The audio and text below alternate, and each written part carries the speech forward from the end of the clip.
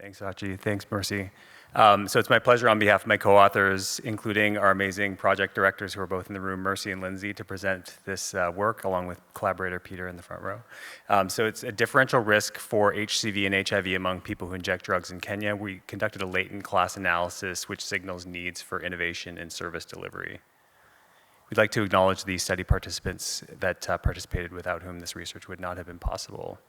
So injection drug use practices and access to needle and syringe programs in OAT differ between subgroups of people who inject drugs, but little is known about how these classes segregate, especially in lower middle income countries. We recruited around 2,700 people who inject drugs from needle and syringe programs in Kenya. The participants were mostly male, 34 years of age on average. The antibody HCV prevalence was 20%, HIV prevalence 10%, and hepatitis B surface antigen positivity 1%. We used a latent class analysis to divide the sample into mutually exclusive classes based on 9 risk and service access related measures. And so we ended up finding 3 mutually exclusive classes. Class 1 was new moderate frequency people who inject drugs with large networks and poor access to NSPs and OAT. Class 2 was long-term, high-frequency people who inject drugs with large networks, high access to NSP, and low access to OAT. And Class 3 was long-term, low-frequency people who inject drugs with small networks, high access to NSP, and moderate access to OAT.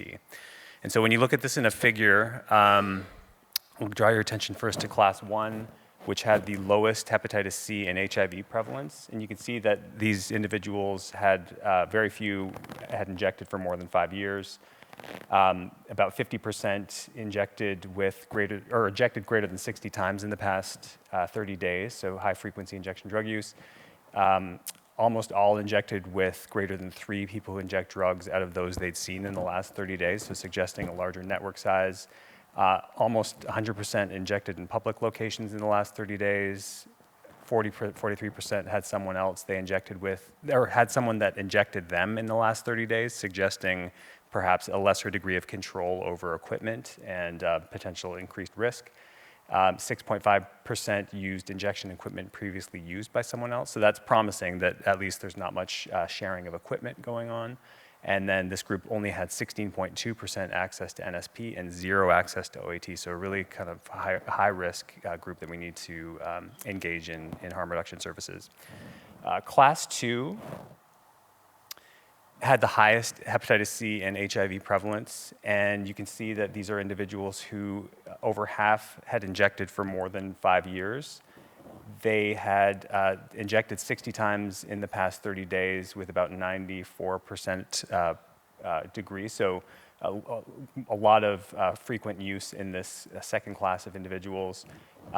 They also injected with greater than 3 people who inject drugs out of the last they'd seen in the last 30 days at a rate of 87%, so a high degree of more of a large network.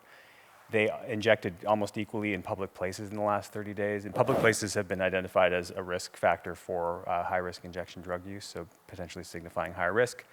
They had a bit less of a percentage, about less than a third of someone else injecting them in the last 30 days, and a slightly more equipment sharing with someone they inject with.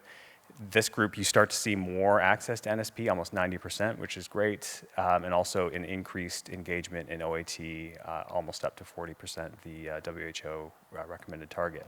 Class 3 is the one that has the least risk, and you can see that these are individuals who are injecting for longer periods of time, but the risk factors across the board are quite low, not injecting very frequently, not very large networks, not injecting in public, and a high degree of access to NSP and engagement in OAT.